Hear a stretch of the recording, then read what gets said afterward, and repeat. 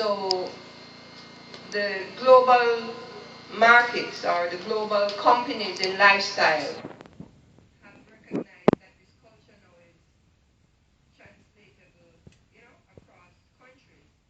So they themselves, companies like Adidas and high-end um, merchandising, recording companies, companies that make microphones, headphones, etc., have now created products branded by the Rastafari community. So,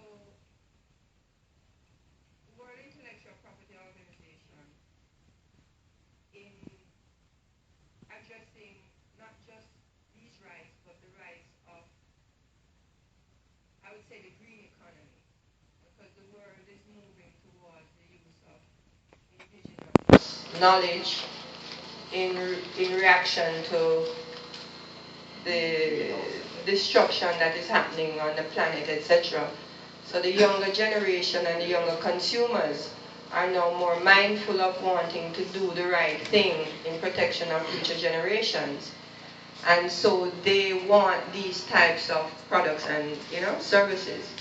So the World Intellectual Property Organization, that is a function of the United Nations, has started to create new laws to protect indigenous rights and indigenous knowledge and traditions, as they see that it's being so commercialized in popular culture. So the Rastafari community since 2007 has been applying itself under these new frameworks, and is now in negotiation with the government of Jamaica to institute the Rastafari Intellectual Property Act to protect the culture futuristically, and also to put the community in a negotiating position for benefit sharing of past use, meaning it's not really misappropriation, because you see, if you didn't have a fence and somebody come in and take something, they didn't really do anything illegal, because you didn't have a fence. You didn't say don't come in, you didn't say don't take it, right? However, you do have a moral right, because your culture, what the world recognizes, that you weren't about those rights. You were about defending the right to return to Africa, and return home. And in defending those rights, you created this culture. So the culture wasn't your priority. Your rights to go home is your priority. However, that culture and that influence has become so immense that it's now forcing you within your right to know to protect that. Because if we look at the other day, we had Red Stripe saying that they're going to open up now in the African market using reggae music, right? Meaning as a brand, as a means of promoting their brand. That becomes, why you have to become now specific. Because even where it was international companies using the culture, we now find now that the Jamaican companies here, whether it's digital, Jamaican National, etc., will be also now seeking to use this brand development over the years and influence to market these products. So if the Rastafari community does not put together its rights properly with the partnership of the Jamaican government, right, then it's going to be like chaos, right, for the community, and we're going to lose out again, right, on our economic base. And our economic reality is very, very, very bad. We're kind of enduring an assault now because our elders are transitioning very quickly, almost, because there's no welfare or sustaining. So it's a very burdensome liberty to be going through right now, that we are forced to really get this thing going. So for us, we have been negotiating for quite a while related to these intellectual property rights with JIPO and WIPO. We have a problem that has developed within the last year where our legal representative or person who was agitating with us actually went and is now working for JIPO. That has created a kind of conflict of interest, right?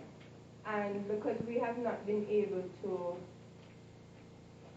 support a new legal representative, we have been in kind of a limbo. And so we saw the GANJA legalization actually as a catalyst now to force the government of Jamaica to focus in, even though we don't have an active legal representative, our information and our position relating to brand and, as you said, intellectual property is so necessary for the development of any local Jamaican ganja industry that we feel that there should be a coming, rather than advocating and pushing for it, it should now be one of the inputs in the framework that would now drive that, like the minister said, the ganja law would be one of the first laws that would have acknowledged the Rastafari community rights. Our position is that those rights can only be engaged if there is an intellectual property act. Other countries that have indigenous groups like Bolivia, Peru, etc., they are not waiting for the international laws that is being negotiated at the UN level. They're actually moving forward and creating their own national indigenous rights, using those frameworks to move forward these protections. Because if the Rastafari Intellectual Property Act, for example, is put forward in Jamaica as law, the commercial benefit to Jamaica will be huge, because so much of brand Jamaica is not, you can't get it back. But with Rastafari, because you're under this indigenous rights and this new way of consumers wanting to do the right thing for the next generation, it will get more traction. So actually, my position is that the Rastafari Intellectual Property Act is the most important action to take in regards of the sacramental rights, because then that act will allow for government-to-government negotiations, because that is what is going to have to happen to reclaim back benefit sharing with a lot of these companies. We've talked to international lawyers, and they said to us that it's only with partnership with the government of Jamaica to go to companies like Adidas, etc., bring that weight of a national government with your actual rights, that will force those companies to come and benefit share, because those companies are sensitive to consumers. So if consumers start to feel that this company is ripping off, then they do the right thing. So that also too is that this Intellectual Property Act would bring a lot of foreign exchange and currency into Jamaica. It flow through the Rastafari community. I mean, we have our representative here from our Rastafari Trust Fund that was developed specifically for this reality, because the WIPO, World Intellectual Property Organization, told us that the only way that we can get this type of benefit sharing proposition is to have a trust fund that is related to a collective ownership, because it cannot be done on an individual basis. So I'm having the minister know to, we've been asking for an audit with Minister Hilton and Minister Paulwell in order to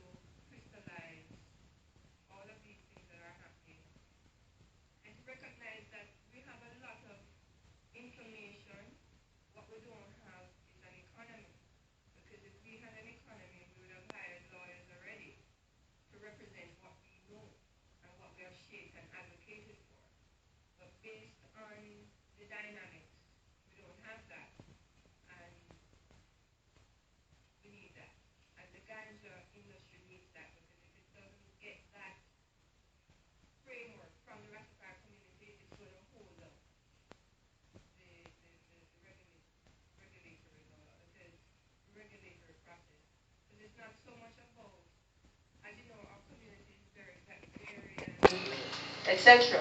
So it's not like, oh, well, all the mansions are going to come together and agree. It's way beyond that. Yeah. You understand what I'm saying? It resides now in an overstanding of the intellectual property rights, having it enshrined in law that it will even assist our community members and our economic development and our edification about moving forward. Our communities are international. Like I said, just like our Red Stripe can go to Africa based on our influence, Jamaican nationalism, Ghana, all of, the Grace Kennedy, etc. So that law would then signal to our companies here that, and not just the law, even with the intellectual property authorities, of how we can be partnering with them in our long-term vision of repatriation to Africa. Because we understood from the early 60s commission to Africa that it's on trade and commerce that we can build our bridges going forward, right? And so now that the world is turning towards South-South trade, direct flights from Africa into the Caribbean and all of these processes, we as a community do not want to be left behind as some kind of relic or, type of adjective or museum. We want to be active in this. So we think that and we also think that the ganja is not just any plant. I'm often quoted to be saying that the sugar cane brought us here, and the ganja could take us home, right? Yeah, if we really look at what is happening, because even when we are now studying what is happening with ganja in Africa, it is very, very interesting, because it is the Rastafarian African, right, that is at the lead of the development of the ganja industry in Africa. Right. You understand? When you look in the Swaziland, South Africa, etc., the persons who are at the forefront of the negotiations is Rastafarian. So if we develop and this is why this space is very important, but this space as an indigenous collective village, the way that we shape it and address it, it will become like our Starbucks, McDonald's franchise globally, because all of our, it's almost like you have an instant economic base and reality, you know what I mean? And you have people internationally to buy into and support your products. I speak one more about the intellectual property, for example, Mali coffee, right? Mali coffee started with an idea out in Portland with the Blue Mountain coffee, and they set up something using the brand Mali coffee, etc. They got some investors, start to promote it. Now Mali coffee is using, I think, 10 or 15% of local product, and the rest of the product, the coffee, under the brand is being acquired abroad, right?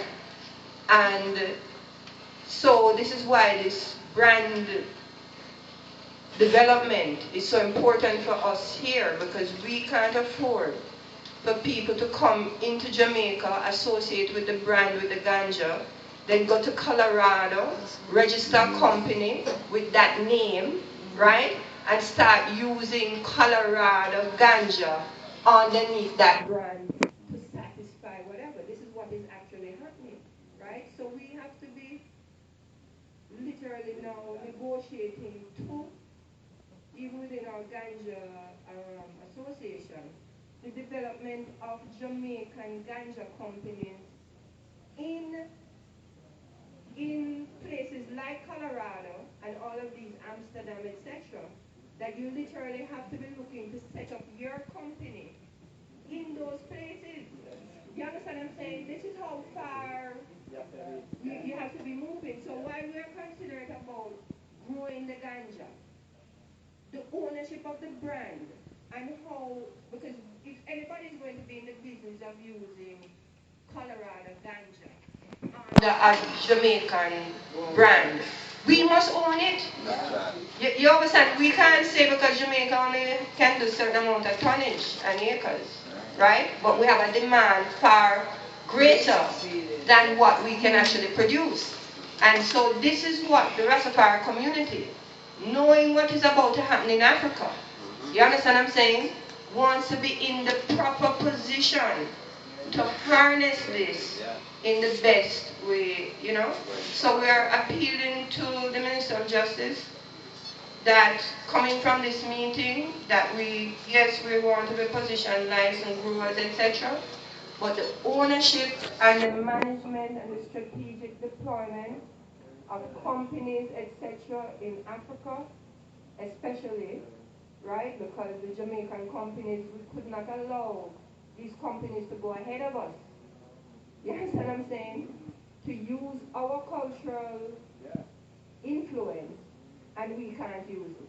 And the only way we can use it is to get our intellectual property rights governed in Jamaica, right? Because our international community, when they go to the courts in defense of themselves, they look towards what is the Rastafari community in Jamaica, how is it being addressed legally, and those inputs matter to what they do, or how the courts decide certain cases internationally. But the mapping of the process into relate to Africa. What's the workshop going to? Oh, well, based on the same international recognition of the indigenous rights of peoples, because reality, you have maybe 5-7 billion people in the world. Most of them are urbanized, like what we have here in Jamaica, where the majority of our people are on the gully banks. You understand what I'm saying? Yeah, right? And the land is not being worked, so the food security for the nations are at zero. You know what I mean? Because the people are not on the land, they're on the gully banks of the spaces, urbanized.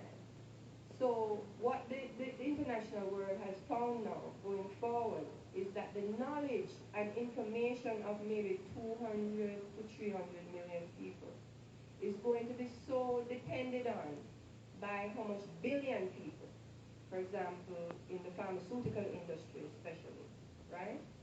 That they have to put protections now, like say guinea hen weed, they find that it does wonders for cancer. The knowledge base about the guinea hen weed is created by the indigenous peoples, associating with, for example, the cactus plant, how they use it, etc. So they're saying that it could come a time that you can't get the guinea hen weed again because it's part of your culture, you know. But based on how those 7 billion or 5 billion people want it, you can't even get it to suffice you. So they have to now put in protections for the people who are associated with this indigenous knowledge. So protect them from the commerce that is coming, because you can't stop the commerce from coming, because if the commerce is held, like Ebola or whatever it is, they're going to want anything that cures. Right? So, but you also want to make sure, like the Indians in the Americas, when they lost the buffalo, they lost their culture. A major aspect of their culture, because their culture was intertwined with the buffalo. So when they killed out the buffalo, you understand? So you knowing what sustains your culture, outside of the commercialization, you have to have the protection to make sure that you, even within, for example, the ganja industry in Jamaica, the Rastafari community could find itself can't even get ganja. You understand what I'm saying? If it doesn't, certain frameworks, or you have to buy something from how they, not only how how they seek to grow it. Because the ganja, for the Rasta, it's not just always as a ganja plant out there growing. There's specific ways how it's grown, there's specific ways how it's related to, etc. that inform, right? And so you want those protections, you know what I mean? So this is why we think it's important, one of the most important things out of this reasoning is for the minister to understand that our intellectual property rights are central to our sacramental rights, right? Because it's not just about smoking it around here. It's what it is, how it was grown, you know what I mean, and how it is being applied, etc. Because right now we have e-cigarettes coming into Jamaica that give you a ganja taste, yes, flavor, right? And those are you have again, for example, the hemp products that are coming into again, through the customs. Through the customs. But not only that is coming through the customs, but these are the things that we have been doing and creating our products. So if the industry is opened up, then we won't be able to sell or create anything because all of these products will already be here. And so we need to understand also globalization. Because if Jamaica and all the countries, not just Jamaica, are now have to open their markets to these products.